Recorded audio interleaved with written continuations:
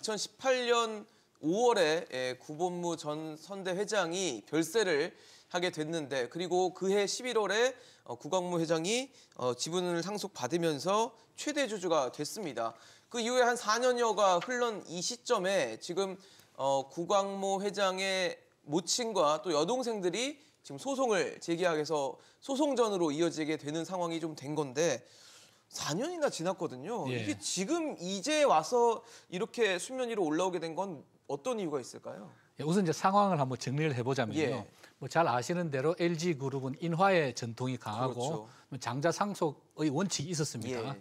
그리고 이제 근데 그 LG그룹 회장이었던 구본무 회장의 아들이 어렸을 때 일찍 세상을 사고로 돌아가셔서 네. 구본무 회장이 일남 이녀가 있었는데 아들이 죽으니까 조카였던 동생인 구본능 희승 네. 그룹 회장의 아들을 양자로 입적을 시켜서 후계자라고 선언을 한 거죠. 예. 그리고 사 작가께서 말씀하신 대로 5년 전에 이제 구본무 회장이 돌아가셨을 때 구 회장이 지주회사인 LG의 지분을 11.28%를 가지고 있었는데 그 지분의 80% 넘는 대부분인 8.76%를 구광무 회장에게 넘겼습니다. 왜냐하면 이제 지주회사의 주식을 많이 가져서 지배력을 가져가기 위해서. 예. 그러다 보니까 그 당시에 미망인이었던 김영식 여사는 한 주도 상속을 못했고요. 자녀들이었던 연수 씨가 2.51%, 0.51% 이렇게 두 자녀한테 3%만 돌아가고 나머지 대부분을 구광무 회장이 가져갔던 거죠. 그렇네요. 이제 4년 지금 5년이 다 돼가는데 그러니까요. 갑자기 이제 이 미망인하고 두 딸이 자기들은 유언장이 있는 줄 알고 사인해줬는데 보니까 유언장이 없더라. 민법에 의하면 뭐 배우자는 1.5, 자녀들은 1씩 이렇게 가져가야 되는데 우리가 너무 정당한 몫에 비해서 적게 가져갔다. 그래서 우리 정당한 몫을 다시 찾고 싶다라고 이제 반환 소송을 이제 지금 제기를 한 거고요. 네네. 반면에 이제 그룹 측에서는 무슨 소리냐? 이거는 LG 그룹의 전통이고 그때 당신들께 다 설명을 드렸고 사인까지 하지 않았느냐? 그래서 이제 이렇게 문제가 불거지된 거고요. 그럼 왜 5년이 지나서 이 문제가 불거진 거냐? 그러니까요. 라고 하는 것은 사실 LG 그룹의 전통으로 미루어 보면은 뭐 굉장히 좀 있을 수 없는 좀 뜻밖의 일인데, 그러니까요. 뭐 저희들이 그 집안의 자세한 내막은 알 수는 없지만 보도에 의하면 첫 딸인 연경 씨의 그 남편인 윤관 씨라고 계신데 그분이 사모펀드를 운영하고 계세요. 최근에 자금난도 좀 있고 뭐 그래가지고 이런 것들 정당한 몫을 찾아야 된다고 주장해서 소송을 하게 됐다라고 하는 일부 보도가 있습니다. 저희들은 정확한 내막은 알 수 없죠. 예, 보도에 따르면. 다만 이 김영식 여사도 이미 1원을 넘으신 고령이고 이 유교적인 전통을 가진 어떤 만면으로서 그룹의 이런 전통에 순응해왔던 분인데 갑자기 딸들의 편을 들어서 소송을 제기한 거 보면 누군가가 이런 데서 뭐랄까요, 좀 이렇게 부추긴 그는 있는 것 같고요. 정확하게 우리가 알 길은 없습니다만 일단 신문 보도상으로는 그렇다고 하는 것이 지금 기자들이나 뭐 그런 분들이 보기에 좀 그럴듯한 이런 그런 사유가 아닌가 일단 그렇게 생각이 되고 있습니다.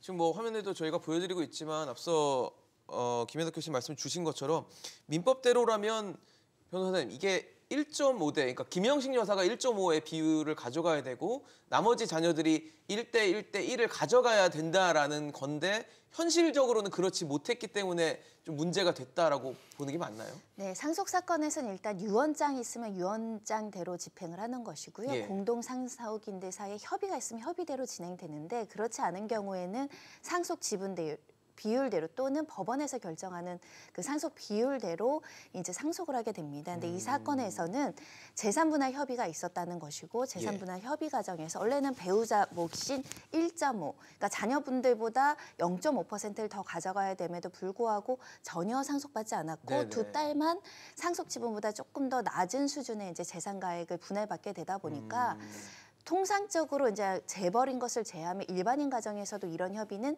좀처럼 잘 이루어지진 않습니다. 다만 이제 재벌가이고 경영권에 문제가 있고 특히 LG가의 특수한 어떤 가풍에 맞물려서 그 경영권을 승계하는 장자한테 지분을 많이 몰아줘서 경영권을 확고하게 할 수 있을 정도의 상속재산 분할이 이제 가족들끼리 협의하에 이루어졌던 것으로 보이고요. 다만 딸들이 이렇게 또는 어머니가 이렇게 문제 제기를 하면서 소송까지 제기된 경위에는 충분하게 어떤 재산 분할을 내가 적게 받는 데에 대한 진정 어린 동의가 좀 없었던 거 아닌가, 또는 그 당시에는 동의했지만 사후적으로 이 생각이 변경될 여지가 있거든요.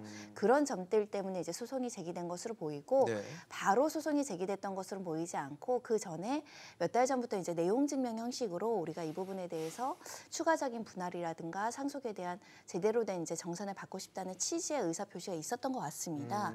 그리고 집안 내부에서도 누군가가 중재하고자 노력했으나 예. 중재가 쉽지 않았던 것으로 보이고 부득이하게 이제 상속 회복 청구권이라는 소송이 제기되는데 예. 이 상속 회복 청구권이라는 건 참친 상속인에게 제기한다. 참칭은 가짜라는 겁니다. 네네. 다만 구광모 그 회장이 지금 가짜 상속인일 리는 없고 예. 예를 들면 공동 상속인인데 그렇죠. 장남이 동의 없이 다른 사람들 지분까지 몰래 뭐 소유권을 가져간다던가 속여서 가져간다는 경우에는 공동 상속인도 참칭 상속인이 될 수 있거든요. 그래요? 내 지분보다 더 많이 가져간 것이니까요. 그러니까 1.5대 1대 1대1을 벗어나게 더 가져갔다는 얘기가 네, 되겠네요. 그래서 이제 참칭 상속인이라고 지정을 해서 상속 회복 청구권을 제기를 한 것인데 문제는 재산 분할 협의서의 그 효력입니다. 이게 효력이 있으면 네네. 사실은 이 소송 자체는 성립하기가 어렵습니다. 효력이 없나요? 이게 알 수가 없는 상황인가요? 그럼? 지금 단계에서는 인감증명서가 인감이 날인됐다고 한다면 법률적으로 유효한 상속재산 분할이 되기 때문에 예, 예. 이것을 깨트리지 않는 한은 그 다음에 법정 상속분의 지분을 요구하기는 좀 어려운 구조입니다.